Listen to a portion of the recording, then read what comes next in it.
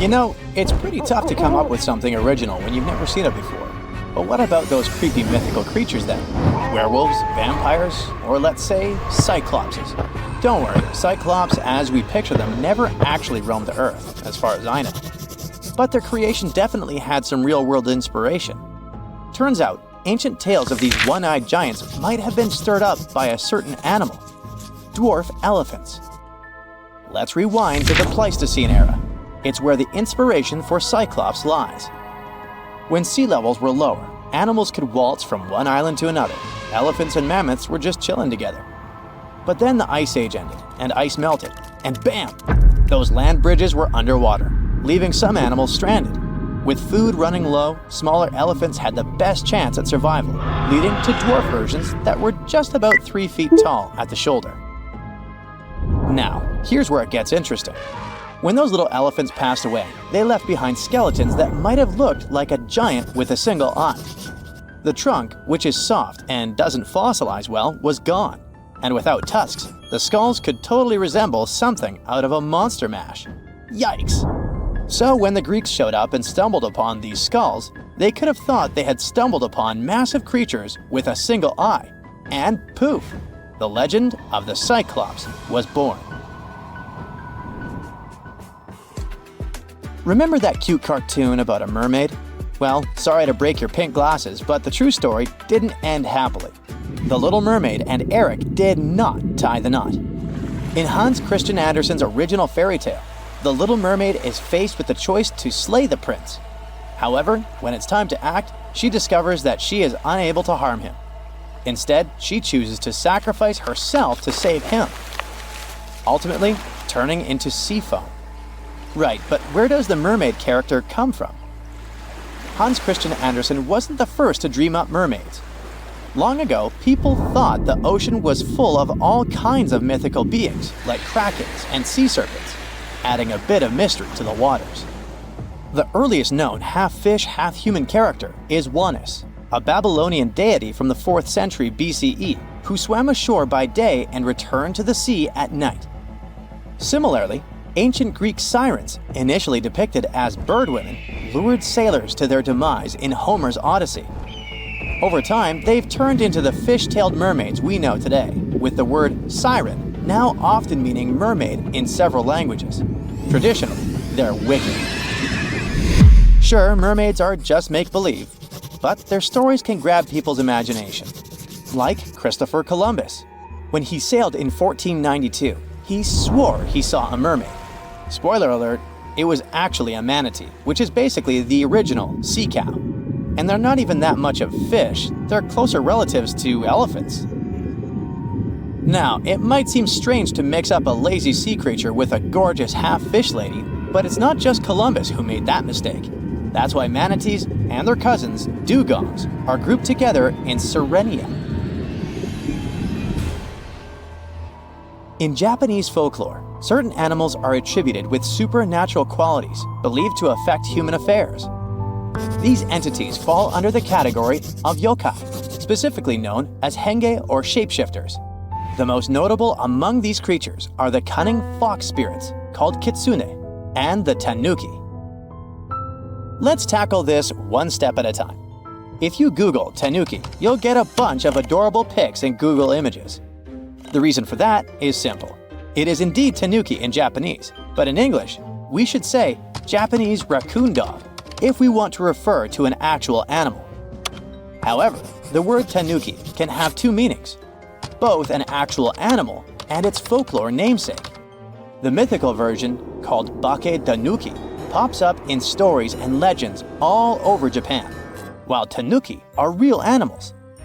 Bake tanuki are portrayed as quirky, supernatural beings. In some areas, the tanuki is said to have shape-shifting abilities, similar to those of foxes. It can become anything or anyone, and some stories even claim that it can possess humans. Now, kitsune are inspired by foxes. Their looks speak for themselves. These magical animals get wiser and more powerful as they age. Just like tanuki, they can shapeshift into humans or other forms, and they're known for their tricks. While some stories talk about kitsune playing pranks, others show them as loyal friends, or even lovers. Back in ancient Japan, foxes and humans hung out a lot, leading to all sorts of legends. By the way, the number of tails a kitsune has is the key. The more tails, up to 9, the older and more powerful it is. Some folks even make offerings to them as if they were deities. I mean, who wouldn't want a wise fox on their side? Today, dire wolves are widely recognized due to their connection with the Stark kids in Game of Thrones. However, these creatures were not merely a product of the show's creators' imagination. Much larger than contemporary wolves, dire wolves inhabited the Americas until their extinction around 10,000 years ago. Over 4,000 fossilized remains of these animals were unearthed at the La Brea tar pits in Los Angeles, where they may have become trapped while scavenging on the remains of other animals that had fallen in. The dire wolf had an exceptionally large skull, yet its brain was smaller compared to that of modern wolves. If they had possessed larger brains, they might have been more discerning and recognized the dangers posed by the tar pits. Additionally, while there is no record of albino dire wolves, albino cubs have been documented among modern wolves. Check out this creepy sea serpent with multiple heads. It's called the Hydra in Greek mythology, and according to the legend, one of its 9 heads was immortal. So every time you lopped one off, 2 more popped up. Hercules had to take on this beast as one of his biggest challenges, and his nephew lent a hand. While Hercules was busy playing whack-a-mole with the heads, his nephew was cauterizing the wounds to stop them from coming back. Eventually, he managed to chop off the immortal head and buried it under a hefty rock. Believe it or not, this wild story might have had a basis in reality. There are a few documented cases of snakes with multiple heads, though 9 is pretty rare. Reptiles seem to be more prone to this kind of thing compared to other animals. Still, no records about one of those heads being immortal. Duh. Giants have been a part of stories forever. Take Greek mythology, for example.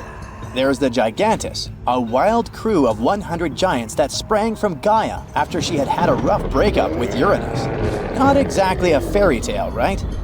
Then there's Ergelmir from Norse mythology, who was born when icy Niflheim waters mixed with the fiery heat of Muspelheim. Now let's switch gears to real-life giants. Some folks had a condition called hereditary gigantism, which helps explain the tales of these towering figures. Scientists think they found a gene linked to it. Plus, some people have pituitary tumors that kick growth hormones into overdrive. Take Goliath, for example. He was reportedly over 9 feet tall. There's no universal height for a giant since it varies by culture. A study even suggested that Goliath might have had a genetic background contributing to his size. When David took him down with a slingshot, he hit Goliath right in the forehead. Imagine if Goliath had had a pituitary tumor messing with his eyesight. It would have been a classic case of, didn't see that one coming. And speaking of giants, meet Robert Wadlow, the tallest guy ever recorded. He stood at an insane 8 feet 11.1 inches and weighed 439 pounds. Basically, a human reindeer. As a kid, he was always the tallest. At 8, he was already as tall as his father, and by 9, he could carry him around. By graduation, he had hit 8 feet 4 inches. Okay, are you ready for an epic fight between 2 prehistoric predators? Well, hang on. Look at this creature. You know it. An ancient shark about 65 feet long that used to swim through the dark waters of the world's oceans and was so terrifying it had no enemies. Well, almost. Scientists have recently discovered the remains of another ancient predatory fish off the coast of Australia, a fish that lived around the same time as Megalodon. It was small, about the size of a dolphin, but it could pose a danger to the infamous shark. How is it possible if this creature was many times smaller? Well, let's take a look. This monster is called Gigantism, and technically it wasn't exactly a fish. It was a distant relative of the modern baleen whale. Outwardly, it may seem quite cute, similar to that baleen whale I mentioned, but you wouldn't want to meet it in the ocean. It had the massive skull of a whale, large eyes the size of tennis balls, and a short snout with an immensely powerful jaw filled with razor-sharp teeth. In other words, it was like a shark version of the baleen whale. Gigantism lived during an ancient period called the Oligocene, which was about 33 to 23 million years ago. At that time, there was an incredible abundance of life in the world's waters. Giant penguins, small whales, sharks 2 to 3 times larger than modern ones, primitive dolphin species, and many other unusual creatures. Now imagine that in this ancient and terrifying neighborhood, a giant Megalodon met a gigantism. At first sight, it's not love. The Megalodon's victory is obvious, but don't rush to write the gigantism off. It's agile and fast. It's quite possible that it was more mobile than Megalodon, and during the fight, it would have avoided a direct attack. The Megalodon would have lost sight of such a small opponent, while the gigantism would have swum up to the shark's belly and opened its jaws. They're small, but there are a lot of sharp teeth. Now, these teeth were designed to rip and cut. The gigantism would attack the Megalodon with a small but very unpleasant bite, and the shark would have swum away after such a punch. But who knows? Maybe Megalodon would have immediately eaten gigantism in the first seconds of the fight. Megalodon could have won, but in terms of speed and mobility, it would have lost. So let's look at something bigger, something that could actually have competed with Megalodon. It doesn't have to be a monster living at the same time as the ancient shark. We can make our own rules. Imagine that all ancient marine creatures ended up in the same pool with Megalodon. So its next opponent is the liopleurodon. Now initially scientists thought that this monster could grow to be 82 feet long, which is even larger than Megalodon. But more accurate studies have shown that it only reached 32 feet, which is about the size of a modern orca. The liopleurodon lived in the waters of Western Europe around 160 to 155 million years ago and shared territory with other dangerous reptiles such as ichthyosaurs and plesiosaurs. Yes, it was smaller than them, but it had one big advantage. The liopleurodon possessed one of the largest jaws in the animal kingdom, which accounted for about 20% of the total length of its entire body. That's a mouth. Its jaws were about 6.5 feet long. A huge, toothy mouth the size of an adult basketball player filled with smooth and dagger-sharp teeth, ideal for cutting steaks and peeling ammonite shells. And by the way, scientists suspect that ammonites and squid were the creature's main diet. This super predator was also a very fast and agile creature that ambushed and attacked its prey from below. Megalodon would have been in big trouble. The grip strength of a liopleurodon would surely be more powerful than that of Megalodon. Besides, the liopleurodon's size and mobility would allow it to attack the enemy from different sides. It's probably why Megalodon would have lost in that fight. The next opponent for our Megalodon is the Dunkleosteus, and to be honest, this guy has almost no chance of defeating the large ancient shark. But the Megalodon probably wouldn't have beaten it either. The Dunkleosteus was one of the earliest predators of the ocean. It lived in the late Devonian, about 382 to 358 million years ago. Its size was about 13 to 32 feet or even less. And it also had no teeth. What? A predator without teeth? How did it survive in a dangerous prehistoric world? Well, it grabbed and chewed food with the help of special jaw growths. Those growths were so powerful that they could pierce steel, if there was any around. In a sense, these were not teeth, but bones. Okay, let's say the Megalodon grabbed this predator by the belly and it couldn't do anything with its growths. But the problem is that the Megalodon would have hardly done anything either, because the Dunkleosteus was a heavily armored fish. Just look at this shell. It probably limited its mobility, but it provided incredible protection.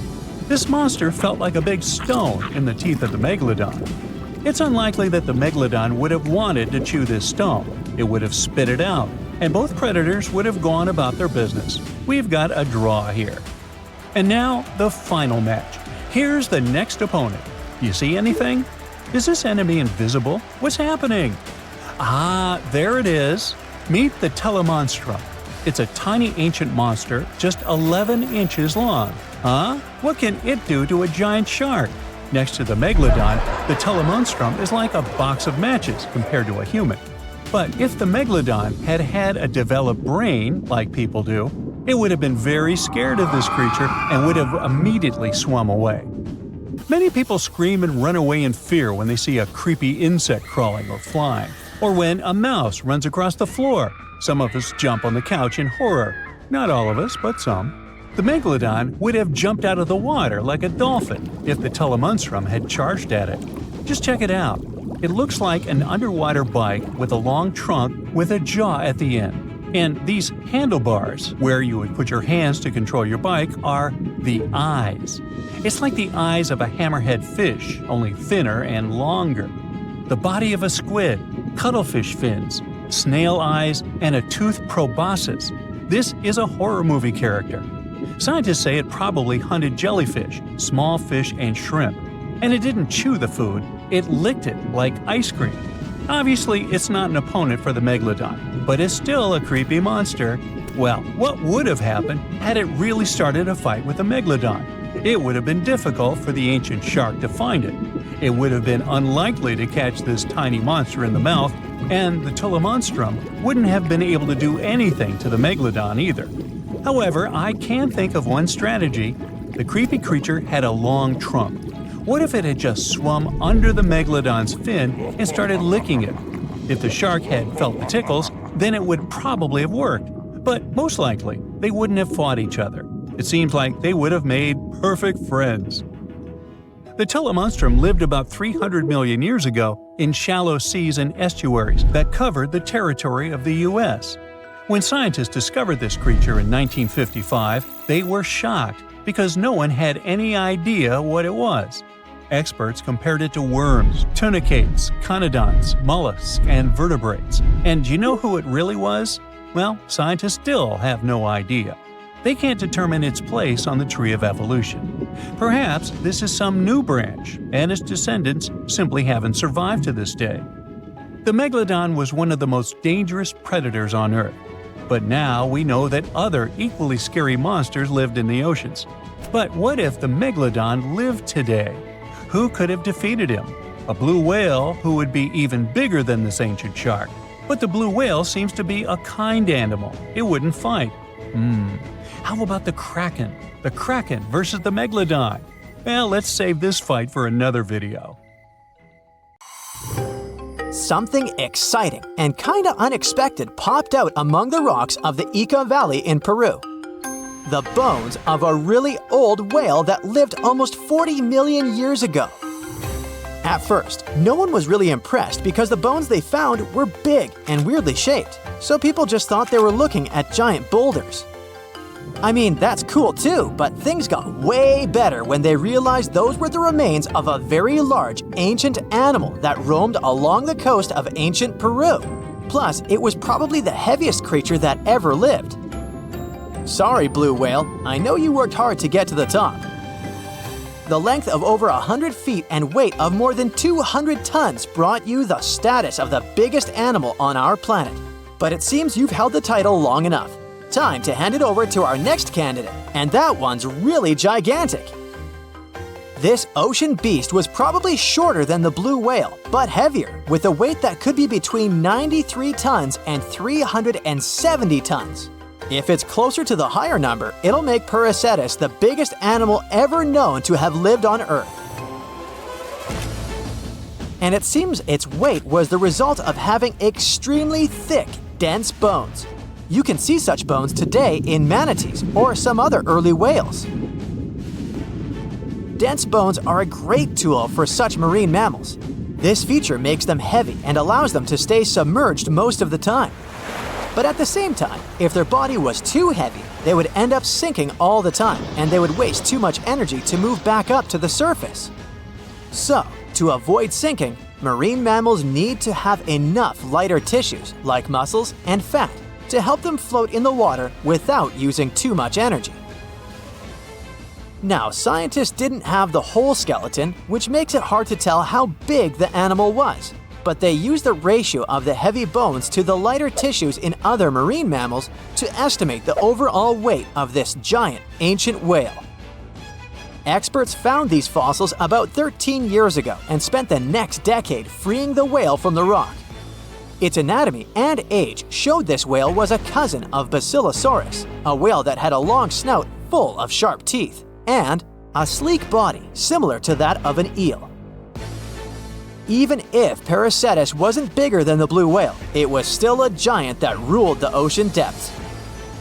Unlike modern whales, there's a possibility that this ancient fellow was a predator that liked to go after bigger prey. And this also changes how we see the history of whales. Scientists used to think these magnificent creatures became really big about 5 million years ago when they started eating lots of small creatures. But here's the proof that giant whales existed even before that. But it's still unclear how this whale managed to find enough food to sustain its enormous body. Plus, it's still hard to tell what exactly this ancient creature had on its menu. It was pretty large and not such a fast swimmer, so it's possible it searched for food in shallow waters. Then it probably ate crustaceans, clams, or some other small animals hiding in the sand. One theory says it was a scavenger, which basically means it munched on remains of everything that would come its way. It's not so unusual to find marine animals in deserts. Many of these regions used to be covered with water anyway. The Sahara in Africa is a perfect example. About 50 to 100 million years ago, this was not a dry desert, but a shallow saltwater body called the Trans-Saharan Seaway. The land is not wet there anymore, of course, but people who lived in that area knew about it because they used to find old shells across the desert. The sea was about 164 feet deep. That sounds enough for a nice swim. Some would say this area looked like modern Puerto Rico, with lots of sun and shallow water. Mangrove forests were a common thing as well as seafloors covered with mollusks, like snails and clams. The marine sediment that was left behind after the sea had dried up is full of different fossils. And the animal that lived in that ancient underwater world didn't look friendly. Plus, they were much bigger than their relatives from modern times, so a regular-sized human would end up as a snack, not even a whole meal. Normally, when animals live on small islands, they can become much bigger than their relatives from the mainland. This is something we call island gigantism, and it happens because there are more resources or fewer predators on islands. Maybe the same thing happened in the Trans-Saharan Seaway. Even though it wasn't an actual island, the water moved in and out, which created little pockets of water. And specific conditions in these pockets might have helped animals grow bigger. So we're talking about giant sea snakes, catfish, and fish that no longer exist today. One had incredibly strong jaws, and the animal used them to eat hard things and even crush shells. Their teeth showed they were fierce predators other animals had every reason to be afraid of. They went through some changes when it came to diet, similar to some types of piranhas. And the competition to get to the top of the food chain wasn't a joke. Not when there were also such large predators as sharks, crocodiles, and ancient relatives of elephants. Sahara went through different phases. If you could use a time machine and take a peek at Earth's largest hot desert as it was about 6,000 years ago, you wouldn't have to struggle with sand and heat. You'd have a nice walk through a green and pretty lush place. In the past, people who lived in that area didn't leave drawings on cave walls that showed camels, sand dunes, and scorpions. All those things you'd see in today's Sahara. Instead, they drew crocodiles. That's additional evidence that the Sahara used to have a lot of water and plants enough to support these big yet scary animals. Around 3 billion years ago, Earth might have been mostly covered with water. Today, it's about 71% of its surface, but it seems that our planet used to be a giant ocean world with no continents at all, just some scattered islands. Scientists studied special rocks in Western Australia that formed in a place deep under the ocean called a hydrothermal vent system. To explain this better, it's important to mention two common oxygen types, O16 and O18. O18 is heavier because it has extra neutrons. O16 evaporates from water more easily, and as researchers studied an old ocean floor, they found a lot of O18, more than in today's oceans. This way, they realized ancient Earth had less dry land than Earth today.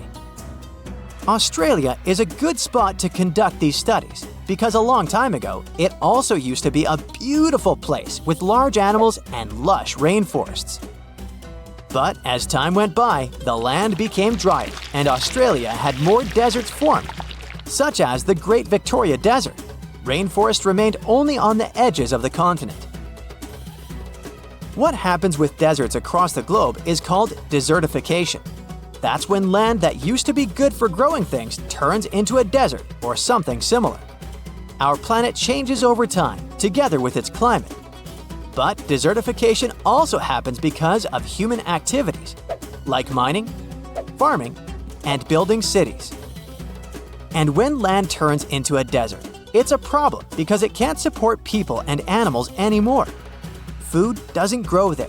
There's not enough clean water, and animals lose their homes. To help with this problem, there's a plan many countries agreed to. They decided to work with farmers to take care of the land, fix damaged areas, and manage water better. All in all, to make our planet a better place for life. Now, you can't find living dinosaurs nowadays, which is a good thing, mostly, but you can still meet some creatures that might have gone to lunch with them. The frilled shark, for example, is a living fossil that comes from a family of sharks that have been around for about 80 million years. One of the coolest things about it is its long, eel-like body that can grow as long as 6 feet. It has 6 pairs of gills on its throat, which help the frilled shark breathe in the deep, cold ocean where there isn't much oxygen. The shark can move very quickly, like a snake, to catch its prey when it least expects it. Little frilled sharks take an exceptionally long time to grow, up to 3.5 years, which is one of the longest times for any animal with a backbone. The Chinese giant salamander is another living fossil that can tell you what was going on Earth around 170 million years ago. Now, when I say tell, I really mean it, as it can make sounds like hisses, whistles, and barks, and even a noise that sounds like a crying kid. The biggest Chinese salamander found so far weighed 130 pounds, as heavy as 2 Dalmatians, and was almost 6 feet long. Giant salamanders like to be alone. Hey, I want to be alone. And will chase away other salamanders from their space, except when it's time to start a family. During the day, they hide and sleep under rocks. They can make a special substance from their skin that keeps predators away. Now, gharials are reptiles that have been around for about 38 million years. They live in India and Nepal in slow-moving, muddy rivers. Sadly, there are very few gharials left in the wild, less than 100. These creatures can't control their body temperature, so they need to sunbathe to get warm or cool down in the water if they get too hot. Their eyes are close together and face forward, which helps them see in 3 dimensions and judge distances more accurately. Gharials also have a transparent third eyelid that protects their eyes when they're underwater. They have over 100 sharp teeth, but they can't chew their food. Instead, they use their strong jaws to grab prey and then, swallow it whole. The alligator gar is a fish that has a family history of more than 100 million years.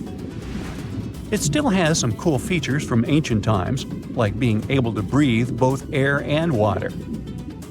It also has a special spiral-shaped intestine, like a shark. The alligator gar is one of the biggest and heaviest fish in North America. Just like an alligator, it has a long body and snout, plus a row of sharp teeth. But instead of legs, the gar has fins to help it swim underwater. The tuatara isn't a lizard as you might think, and isn't a dinosaur either. This New Zealand resident is one of the most unique animals in the world. Scientists love studying tuataras because they can help us understand how today's lizards and snakes evolved. One of the coolest things about the tuatara is its third eye, called a parietal eye, on its head. It has its own lens, retina, and a nerve that connects it to the brain.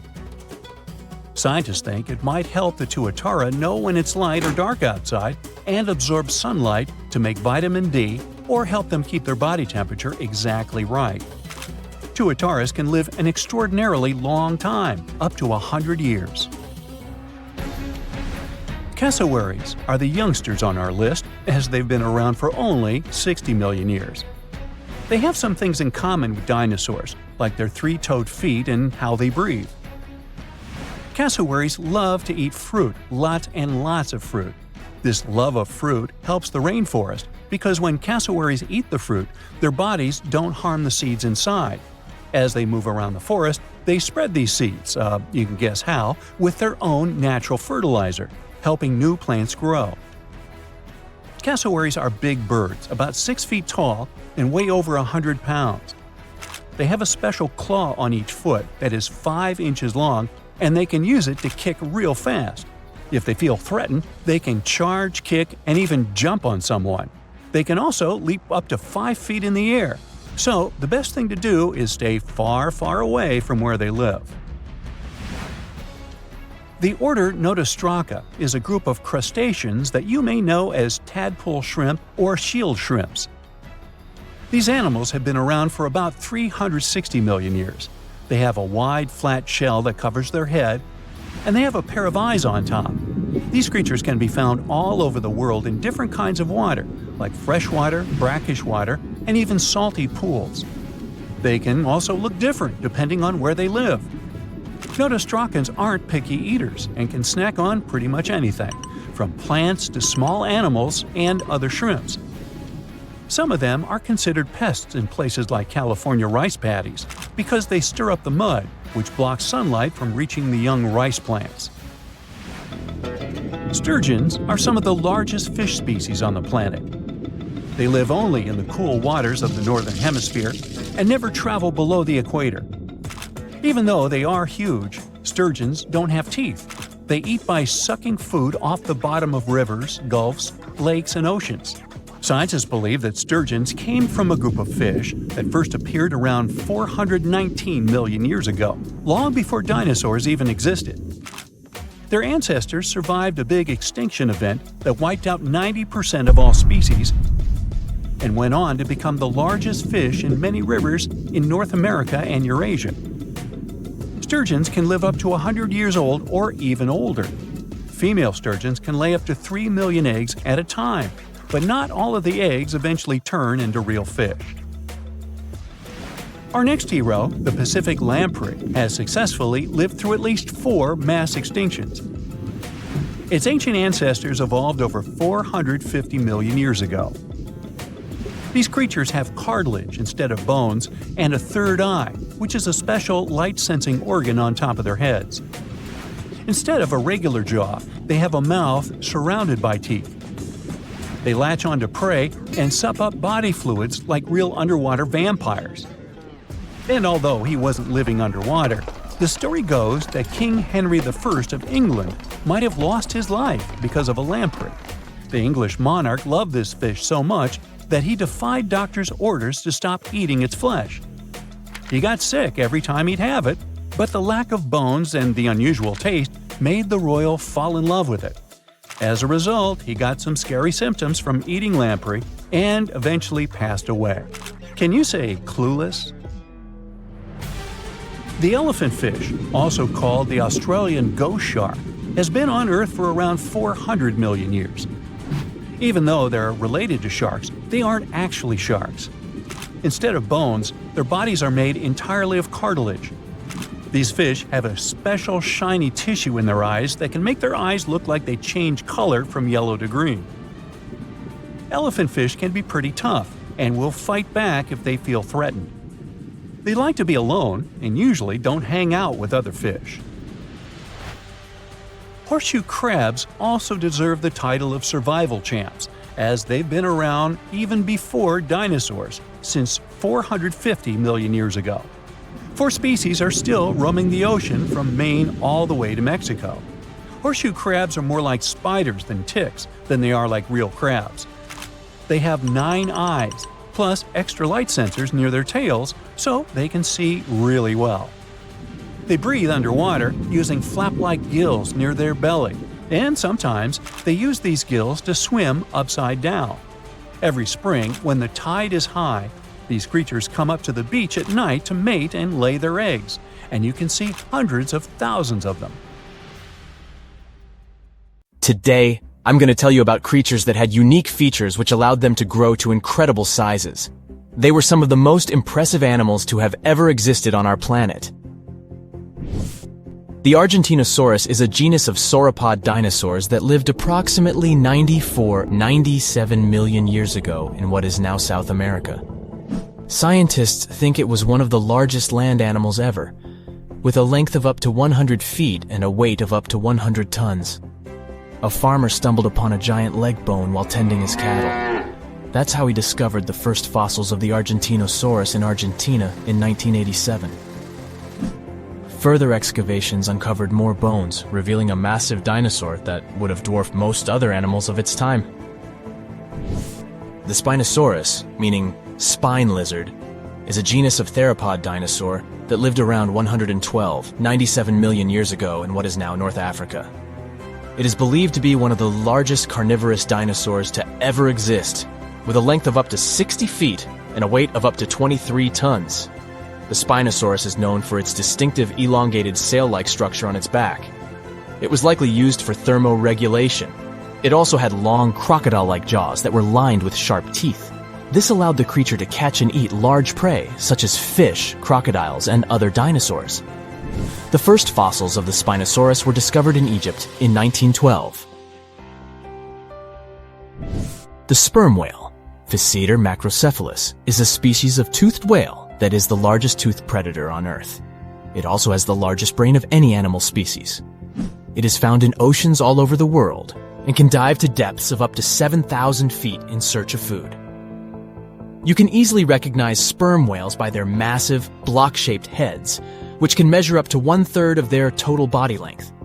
They have dark brown or grayish-blue skin and a distinctive wrinkled appearance. The Titanoboa is an extinct genus of a giant snake that lived approximately 58 million years ago. It is considered to be the largest known snake ever. It could grow up to 42 feet and weighed around 2,500 pounds. The first fossils of the Titanoboa were discovered in a coal mine in Colombia in 2004.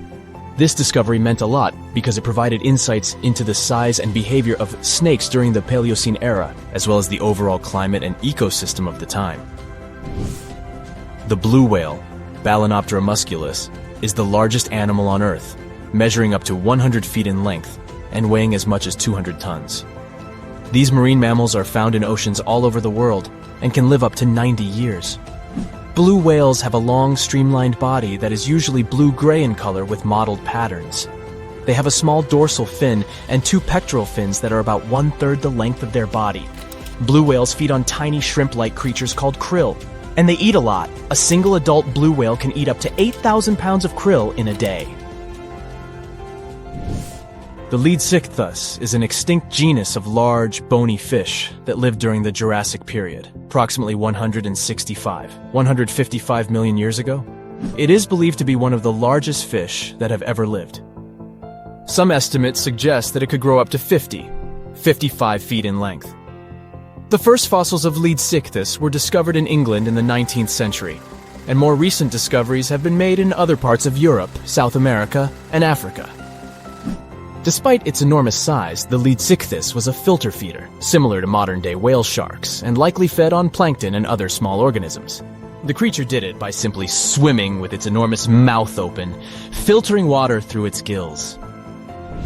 The pterodostro is an extinct species of flamingo-like birds that lived approximately 35 million years ago. They were relatively small birds with a wingspan of about 2-3 feet. And they were known for their distinctive long, narrow beaks equipped with comb-like structures used for filter feeding. The pterodostro lived in shallow bodies of water, like lakes and lagoons, and mostly fed on small crustaceans and other tiny organisms. The animal filtered them from the water using the comb-like structures on the inside of its beak while swimming through the water. The African elephant is the largest land animal on Earth and one of the most recognizable ones. There are two species of the African elephant, the savanna elephant, Loxodonta africana, and the forest elephant, Loxodonta cyclotis. You can see them in various parts of sub-Saharan Africa. These creatures can be identified by their large size, gray skin, and long trunks. African elephants can grow up to 13 feet tall and weigh up to 14,000 pounds, depending on the species and gender. The stonefish. Stonefish aren't going to win any beauty contests, unless the pageant is for best rock look-alike. Their tiny unreflective eyes and rough skin blend in perfectly with their environment. A large head, an even bigger mouth, and a home full of, yeah, it's rocks. And just because you're on the beach doesn't mean you're safe. Stonefish can survive for 24 hours out of the water. Stepping on one or even handling one won't be that fun. Their dorsal fin spines have extremely strong venom. It shoots out when they get stepped on, and it can lead to paralysis or even heart failure. You'll need help fast. No wonder they're one of the most dangerous creatures in the water, or anywhere. Be careful when scrambling around rocky areas. They love to play hide and seek. The deep-sea dragonfish. If there were a prize for the most hideous fish in the ocean, the deep-sea dragonfish would win. With slimy, scaleless skin, massive teeth, and a face only a mother could love, this bad boy of the sea is nothing to mess with. It likes to swim between 700 feet and 6,000 feet below the surface of the ocean, where the waters are the darkest and coldest. Along with some other creatures on this list, the deep-sea dragonfish relies on its bioluminescent body parts to catch prey. It also uses its hanging appendage, which boasts a little red light on the end, coming out from its lower jaw. Many fish mistake this little light for prey, luring them right into the jaws of the deep-sea dragonfish. Very clever dragonfish, very clever indeed. The fangtooth. The Mariana Trench is an underwater trench with a depth of 35,000 feet, nearly 7 miles below the ocean surface. Let that sink in. While scientists know the Mariana Trench exists, it's one of the least explored places on Earth.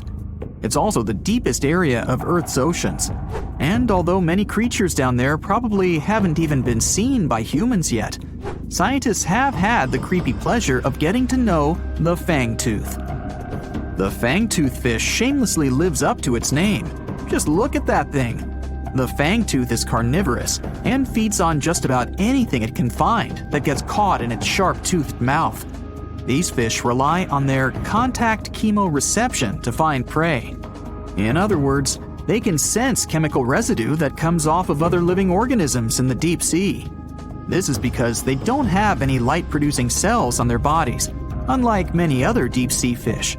On top of all that, it's pretty dark down there, so whatever crosses their path, they chomp on. While these guys look pretty scary, they're not a threat to humans. They only grow about 7 inches long. Even so, I wouldn't want to run into one of these things during a relaxing swim in the ocean. The Dunkleosteus. Strangely enough, this prehistoric fish, known as the T-Rex of the seas, had no teeth. Those were replaced with bony plates that allowed it to have the strongest bite among other monsters of its size. The goblin shark. If you thought the movies about sharks were scary, this next deep-sea creature will make you swear off going for dips in the ocean forever. However, it lives 3,000 feet underwater, so you'll never likely see it face to face. The goblin shark looks like a cross between a shark and a creature from your worst nightmare. These sharks boast a protruding sword-like snout with a jaw that juts out to match. Unlike other sharks that have more of a gray hue, this creepy thing looks not so pretty and pink. Aside from their scary demeanor, what do scientists really know about the goblin shark? Well, not much, except that they can grow up to 18 feet in length. Looks like there's still a lot to learn about these guys, if you dare to. By the way, did you know that sharks don't sleep? Many species have to keep water moving over their gills to get oxygen, so they can't fall into a deep sleep like we do. That's why they stay half awake during rest. Typically, sharks don't even close their eyes. The cookie cutter shark. This shark is a living horror, with lower teeth being big and sharp, while the upper ones are much smaller. When its teeth fall off, the shark eats them to maintain calcium levels. Pretty smart solution for a shark. The frilled shark. Studying the frilled shark is like looking through a portal back to prehistoric times. That's because scientists think that these eel-like sharks haven't changed much since their oldest ancestors roamed the deep sea waters, so they're sometimes referred to as living fossils. These sharks' mouths are filled with a terrifying 25 rows of backward-facing sharp teeth, 300 in total. They're designed to grasp prey and hold them tight so they can't get away, according to early studies of the shark conducted in 1884 and published in the Bulletin of the Essex Institute. Luckily for swimmers, the frilled sharks live between 390 feet and 4,200 feet below the ocean's surface, so they'll probably never run into them. Probably. This is probably the worst nightmare of any dentist. The northern stargazer. Take a look at this cutie. The northern stargazer is definitely not something you'd wish to see on the ocean floor. This horrid creature hides its body under the sand, leaving its face above to wait for prey. The tasseled wobbegong. Here's another carpet shark on our list. It lies low on the bottom of the sea and patiently waits for its prey to come by. The Australian ghost shark. The Australian ghost shark isn't really even a shark, but a very bony fish. It's also a living fossil. It hasn't changed within the last 400 million years. Believe it or not, sharks and humans have a common ancestor that lived around 440 million years ago. Even though we both evolved in our own way, there are still some signs of that connection. For example, the genome of an elephant shark is very similar to humans. The liopleurodon. This list of terrifying creatures would be incomplete without mentioning the terrifying and prehistoric liopleurodon. This carnivorous marine reptile existed during the Colovian stage of the Middle Jurassic era and ruled the waters at 9 feet in length. Scientists believe liopleurodon thrived in this deep-sea trench because of its ability to swim long distances and its 4 paddle-like limbs. While they probably weren't able to propel themselves toward prey like other animals of the area, they did manage to accelerate and attack very ruthlessly and efficiently. Additionally, they relied on their long snouts to smell prey, which leads scientists to believe they didn't rely on sight for hunting. This means they could have thrived in the dark Mariana Trench. Around 150 million years ago, liopleurodon became extinct due to competition for prey against other thriving marine reptiles. And I think I speak for all of us when I say, thank goodness for that. Considering that scientists have only explored 5% of the ocean floor and found some of the scariest sea creatures imaginable, one can only dream of what other animals reside in the deep sea waters. Perhaps it's best to keep them in your imagination. Am I right? The megamouth shark. This shark is a filter feeder, and it's friendly to humans, although its huge mouth can look quite threatening. Like basking sharks, it swims with its mouth constantly wide open, as if it were on Twitter. The gulper eel. This deep-sea eel has an easily distended belly that allows it to swallow prey twice its size in a single monstrous bite. They have very unusual jaw shapes and can reach about 2 to 3 feet in length. Do you see that large log near the ocean floor? Maybe it's part of an old ship, treasure, gold, diamonds, I'm rich.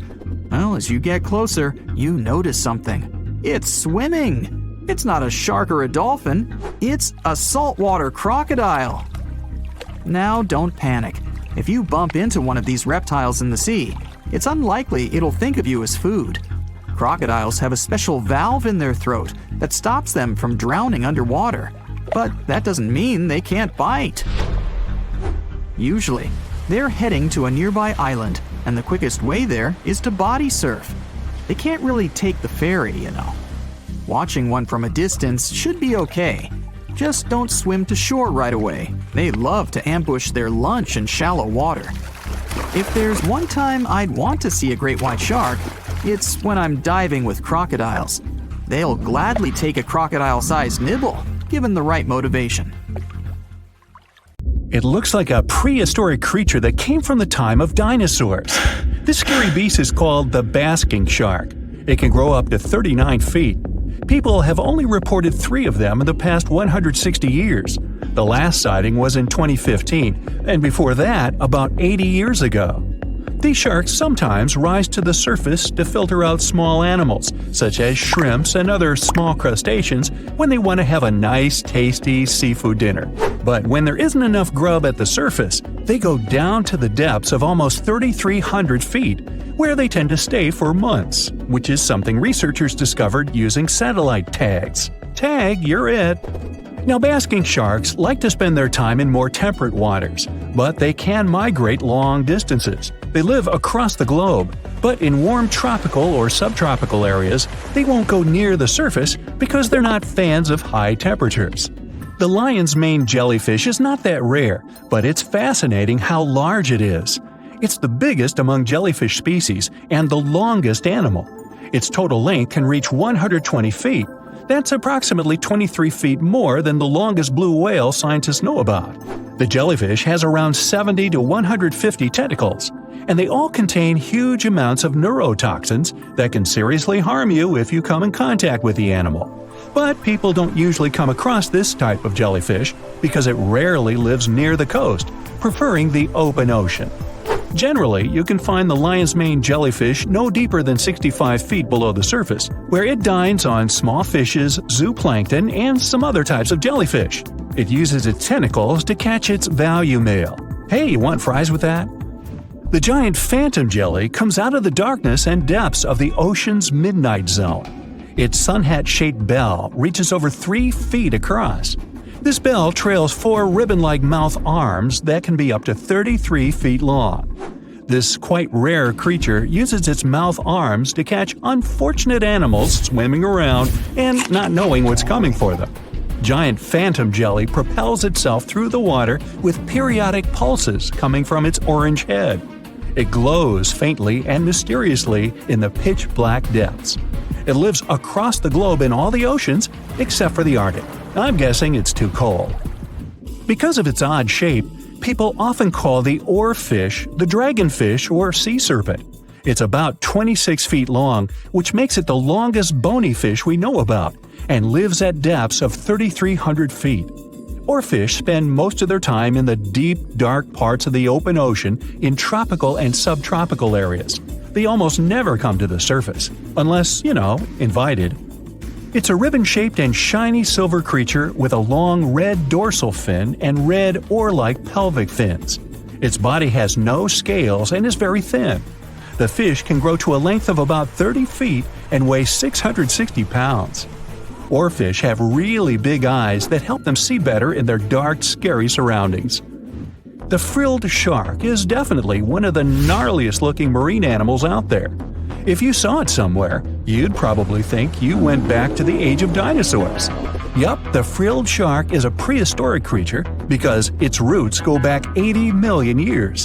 This living fossil can grow to be 7 feet long. It got its name from its frilly gills. Even though frilled sharks have the shark part in their name, they swim similar to an eel in a distinctly serpentine way. Its mouth is terrifying. Similar to the maw of the great white shark, it has 300 trident-shaped teeth lined in 25 rows. Hey, come a little closer, huh? Researchers discovered this creature in the 19th century. But people rarely see it, and no wonder. It usually lives at depths of between 390 and 4,200 feet. Most of the time, the frilled shark feeds on squid, swallowing them whole. Its long jaws allowed the frilled shark to gape extra wide and swallow animals half as long as its entire body. Goblin sharks are very rare. Researchers have spotted fewer than 50 of them in more than 120 years. But maybe that's for the best, since we're talking about a pretty scary fella with a narrow snout and sharp teeth. It's also capable of thrusting its entire jaw outward when it wants to catch something. Sounds familiar. As it's lurking through the dark depths of the ocean, a goblin shark sees a small squid that looks quite yummy. The dangerous animal inches toward the squid. When the poor creature notices the predator, it tries to dart away, but it's too late. The shark has already thrust its jaw the whole 3 inches out of its mouth. This jaw is connected to the flaps of skin the shark can unfold. This helps a lot because the goblin shark is a sluggish animal, so it's pretty hard for it to chase its food. After finishing its lunch, the goblin shark puts its jaw back in its mouth and swims away as if nothing's happened. Goblin sharks mostly live at the bottom of the ocean. Like many other shark species, they prefer swimming alone. Here's a silver-colored creature with very rough skin. That's the ocean sunfish, with a total length of almost 11 feet. Its other name is mola. The ocean sunfish is the heaviest of all bony fish out there. People sometimes call it a swimming head because of its bizarre appearance. These creatures have such a weird shape because they're born with a back fin that never actually grows. It just folds into itself as the animal matures and creates a rounded rudder. The sunfish is a bit clumsy. It moves with the help of its mighty fins that allow the animal to swim on its side. This marine inhabitant is a solitary creature. It mostly feeds on zooplankton and jellyfish. The spotted wobbegong is one of the world's rarest sharks. It grows to be more than 10 feet long. It may not look as terrifying as some of its shark relatives, but it's pretty good at catching unsuspecting animals swimming past, mostly during the night. The animal has a spiracle, which is why it can breathe while staying still at the bottom of the ocean. It's motionless most of the time, which is why you can barely notice it. Its flat body and large pelvic and pectoral fins blend in with the underwater terrain. That's why they're so good at hiding. This ability helps when these sharks want to protect themselves too. Wobbegong means carpet shark. They usually live close to the ocean floor in coral reefs, on sandy bottoms, and under piers. People have even spotted the shark in the water that is barely deep enough to cover its flattened body. Now, blobfish lack teeth and bones, so they can't actively hunt. Since they don't have much muscle mass, they can barely move around. Hey, I had a roommate like that once. They get their energy from animals they scoop up from the seafloor. They also know how to conserve this energy. That's how it usually goes with deep-sea creatures. They don't have as much food as those animals that swim closer to the surface. Instead, they have special body mechanisms that allow them to save energy for the times when they don't have much to eat. Pressure at the depths where the blobfish lives is 120 times as high as that at the surface. That's why the bizarre creature looks like a weird gelatinous mass only when you bring it up to the surface. The pressure here is not strong enough to keep its body together. Hey, breaking up is hard to do. The white margin stargazer could compete with the blobfish for the title of the ugliest animal in the sea, don't you think? Now, this animal has eyes on the top of its head, together with an upward-facing mouth which the creature uses to hide itself in the sand. That's where it spends most of its time, with only its eyes protruding from the sand. It chills this way until some small animal passes by. It can lunge at its target incredibly quickly, literally within milliseconds. This creates a vacuum in the water that pulls in a crab, fish, or some other small, unfortunate animal. Another tactic involves venom. This fish has a venomous spine in its shoulder blade that helps with catching other animals and defending itself against enemies. Even though it's not related to the electric eel, the white margin stargazer can generate an electric shock as powerful as 50 volts. Ow! So imagine stumbling upon a creature so huge it could dwarf even the largest known marine animals today. Scientists discovered the fossils of this beast on England's coast. and believe it once ruled the waves. The new species was named Ichthyotitan severnensis, but thankfully for me, scientists nicknamed it the little stock monster. Its estimated lengths range from 72 to 85 feet long, almost as big as a blue whale. Megalodon can't even compare to this. It was only about 60 feet long. And what's crazy is that this fossil we found wasn't even an adult, so who knows what their actual size was. The first piece of the little stock monster was discovered in 2016 in the Westbury Formation. Researchers found a 3-foot-long jaw part that belonged to an unknown species. For years, this single fragment had been driving them crazy because they had no idea what that animal was. Then, in 2020, a miracle happened, of sorts. A father with his 11-year-old daughter found the second piece of fossil on a beach. This discovery led to more findings. Finally, in 2022, the last piece of the literal jaw puzzle was found, buried along the Somerset coast. This leviathan belonged to the Shastosaurid family. Both the little stock monster and other Shastosaurids had one ancestor, so all the species in this family are super similar to each other. For example, all of them were the largest marine reptiles ever to exist. Although our little stock monster is much larger, most Shastosaurids could grow up to only 69 feet long, and it's possible that the little stock monster, when fully grown, would reach up to 100 feet or even more. Both of their bodies were just perfect for cruising the ancient seas. These marine titans were elegant and slender, with an elongated snout. Other marine animals at the time were smaller and looked more like dolphins. Shastosaurids had long paddle-like limbs adapted for efficient swimming. Their skulls show large eye sockets, which means they had excellent vision. If you were in the ocean, no matter what time it was or where you were hiding, they could spot you. They were also incredibly fast and could dive to great depths. Of course, all these things made them the most terrifying predators. They ate pretty much everything, including fish and squid, and you if you were there. They probably captured their prey like whales, opened their huge mouths, and literally sucked the fish in. What made the little stock monster especially scary is that it wins in the jaw competition. For other Shastosaurids, their jaws were a bit weaker, so they hunted smaller fish, kind of like today's orcas. They required vast amounts of food. This shows us that the Earth's Triassic oceans had rich, productive food webs. But the little stock monster has this unique feature. It could open its jaw almost 90 degrees upwards. It also had tons of powerful muscles around. Its jaws were horrifyingly strong. So while others were hunting some squids, the little stock monster probably hunted large fish and even other marine reptiles. Fossils of Shastosaurids have been found everywhere in the world, from North America to Asia. This means that these creatures dominated and terrorized the oceans for millions of years, although even they weren't completely safe from scavengers. And that's exactly why we struggle to find these fossils now. Scavengers didn't leave any remnants of them. So, while we have some fossils of this marine family, they mostly remain a mystery for us. They lived in the oceans about 200 million years ago, in the late Triassic period. The Earth looked completely different back then. All continents were united in one Pangaea, a huge landmass. Some parts of this supercontinent were covered with lush conifer forests, while others were dry deserts and open prairies. It was before the famous Jurassic period, but there were already first pterosaurs and amphibians. It seems like those monsters were crazy resilient. The Triassic period was super unstable, but they survived through many changes in the environment. Well, until the last one. The Triassic extinction came out of nowhere. It was one of the Earth's big 5 extinction events.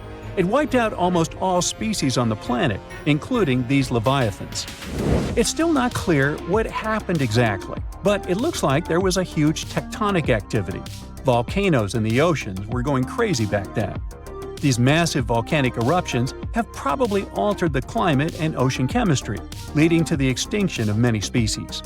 Scientists have a theory that it might have happened because there was a rain of comets flying to our planet from the Oort cloud. This likely happens about every 200 million years or so. I wasn't around then, so I'm just guessing here. In any case, after the extinction, the Earth took some time to recover. Then it entered the famous Jurassic period. More terrifying sea monsters were on the way. One of them left us a colossal skull. This fossil is 150 million years old, and it also belonged to a sea beast from Jurassic times. They called it the Sea Rex. The name is very fitting. This monster could have broken a car in half with one bite. It was also discovered accidentally. A fossil enthusiast was walking along the Jurassic coast. This place is famous for having tons of ancient fossils, all because of the erosion in stormy weather. Typically, people find small spiral fossils here. However, this time, he discovered a giant sea monster fossil. Excited, he contacted scientists. They arrived at the spot right away and then had to carefully climb down a cliff to search for the rest of the skull. This fragment alone is 6.5 feet long. Turns out, it's a newly discovered species of pliosaurs, giant predators of the ancient seas. Pliosaurs were among the largest marine predators ever. Some of them grew up to 40 feet long. They used their huge teeth to snatch and devour prey, including other reptiles. Well, at least those creatures are far gone. But what about the horrors that still live in our oceans? Recently, biologists discovered the world's longest animal, the one that's still alive to this day. They found it off Australia's coast, on the Gascoyne coast, a very mysterious and unexplored place. There, underwater vehicles stumbled upon a frightening 150-foot-long siphonophore. That's twice as long as many blue whales and 3 times as long as a humpback whale. Doesn't it kind of look like one of those toy string worms? But this creature isn't friendly at all. It's a string-like deep-sea predator. What's even more scary is that this isn't actually one creature. It's a colony of small clones working together as one. Basically, collective consciousness. Ooh, Borg. Together, they stretch out like a single long string in the water. This creature might be the longest siphonophore ever found, and it was discovered at a depth of around 2,000 feet. Siphonophores, similar to jellyfish, capture their prey by dangling stinging tentacles in the water. When their tentacles touch small crustaceans and fish, they get paralyzed, and then they're reeled up to the colony's body. Expeditions to Western Australia's underwater canyons were definitely worth it. Together with that siphonophore, scientists have discovered up to 30 potential new marine species. Among them were a new octopus or squid, a long-tailed sea cucumber, glass sponges, and giant hyroids, colonies of animals resembling upside-down jellyfish. None of them have been seen before in Australia. But most of them weren't as scary as the one that was recently discovered in the Gulf of Mexico. This creature is straight out of a sci-fi thriller, a 26-foot-long mangapinna squid or bigfin squid. It was discovered near an offshore oil rig at a depth of more than 7,800 feet. It has incredibly long elastic tentacles, which can be 15 to 20 times longer than its body. It holds them at right angles to its body, making it look even creepier, almost as if it has elbows. And yes, it's another deep-sea predator. These 10 tentacles probably help the squid trap their prey and drag it onto the seafloor.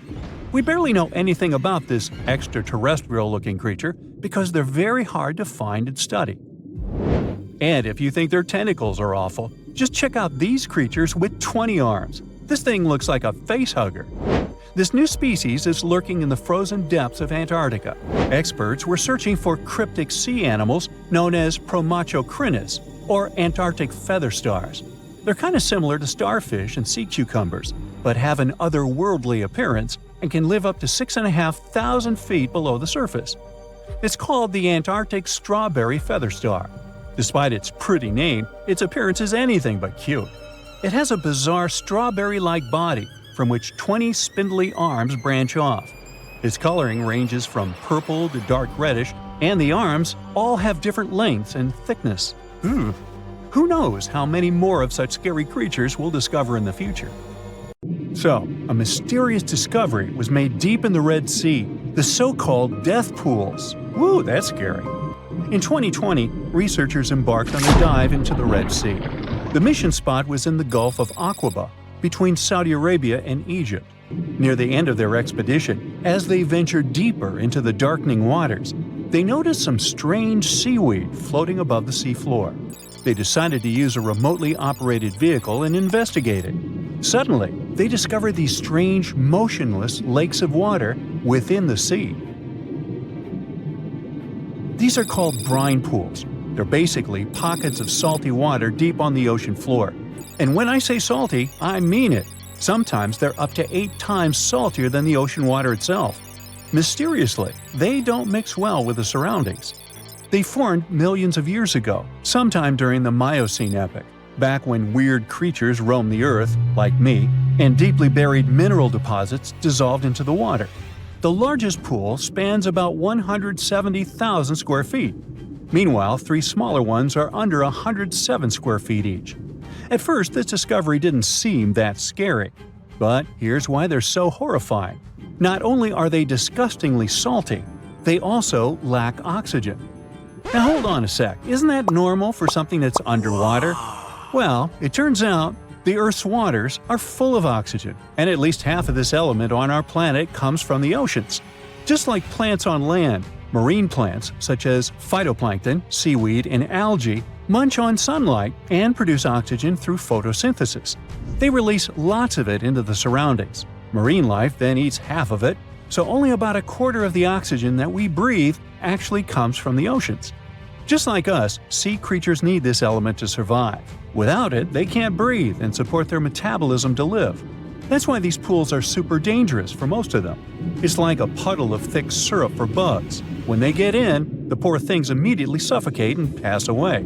Which is why the pools are surrounded by a graveyard of marine animals. But let's see how these things can exist in the first place.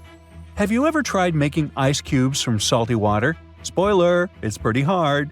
When you add salt, the water gets harder than usual to freeze, a phenomenon that has a funny name, freezing point depression. Oh, that's because salt interferes with the hydrogen bonds between water molecules. As it finally freezes, stuff like particles, dirt, or dissolved salts get pushed out to the sides. As a result, the salt's kind of squeezed out of the ice crystals and gets trapped near the edges in small bubbles or pockets. Something similar happens in the ocean when seawater starts freezing under super cold polar caps. The salt doesn't freeze with the water. Instead, it gets pushed out, forming a super salty cold liquid, the brine. And then it sinks down to the ocean floor. On a large scale, all this process also helps currents to form.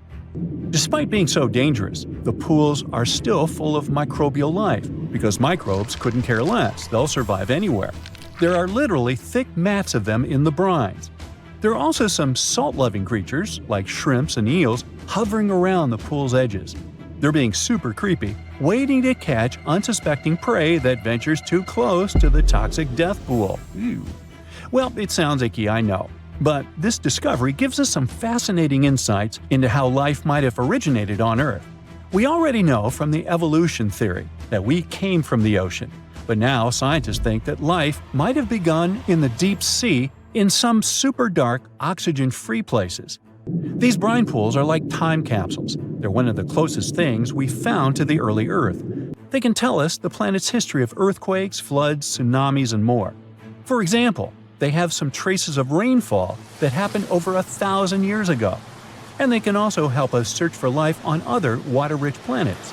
For example, Mars most likely used to have huge oceans on it. Now, NASA scientists want to send a special instrument called HABIT for a special red planet mission to study things similar to our brine pools. This will tell us more about how life appears and survives in the universe. There is lots of unexplored fascinating stuff like this in the Red Sea. That's why scientists conducted the so-called Decade Expedition and spent around 5 months exploring the place. This expedition was launched by the National Center for Wildlife. They made so many remarkable discoveries that now we've got 77 new research papers. For example, they found over 10 blue holes, incredible underwater sinkholes that host unique ecosystems. They also learned that dolphins can use those blue holes to protect their young from predators. Scientists also found traces of great white sharks, a creepy community of deep-sea lanternfish living in low oxygen conditions, and even a new coral species.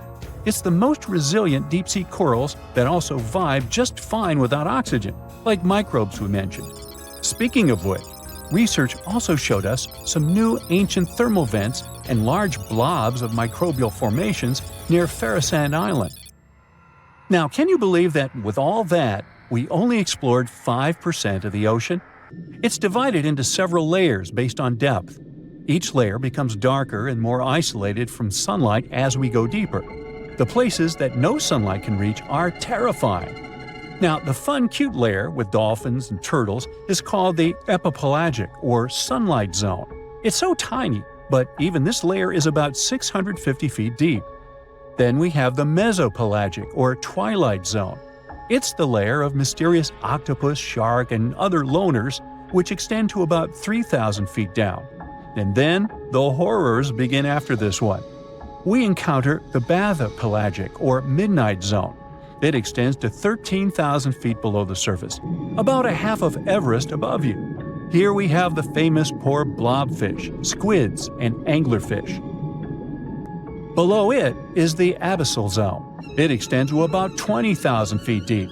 Since there's not much sunlight or oxygen, as we mentioned, most creatures here are quite small, like tube worms and shrimp. The darkness continues until we arrive at the scariest place of the planet, the place full of trenches formed by tectonic plate movements, the Hadal Zone. It's named after Hades, the deity of the underworld in Greek mythology. Just like Hades' realm is dark, remote, and guarded, the Hadal Zone is the deepest and most depressing part of the ocean. It starts at depths of around 20,000 feet and can go down to 36,000 feet and more. The famous Mariana Trench also belongs to this zone. Only 3 people in history have ever explored these depths in person, making it one of the least explored and most mysterious places on our planet. However, despite crazy high pressure, near freezing temperatures, and complete darkness, there are still things who manage to survive here. Guys like amphipods, which are critters who feed on dead material sinking from above, and the Hadal snailfish, which lives as deep as 27,000 feet. So scientists used to assume that if there's no sunlight, there wouldn't be that much oxygen around. But one day, a research team decided to measure the levels of oxygen in one of those deep zones. Surprisingly, the levels were super high. They checked the equipment thinking that it was malfunctioning, but nope, all the sensors showed the same thing. Turns out the oxygen was somehow generated by rocks. These small potato-sized rocks on the seafloor are called polymetallic nodules. They're rich in metals like copper, nickel, and cobalt, and they're basically like small batteries. When you put a battery in salt water, it can produce bubbles of gas, a process called electrolysis. In the same way, these rocks create tiny electric currents, which are powerful enough to produce the same gases, splitting water molecules into hydrogen and oxygen. It's the first time we saw oxygen being produced by some non-living minerals. This is what scientists now call dark oxygen. It turned out that about half of large marine species, or megafauna, were living just on dark oxygen alone.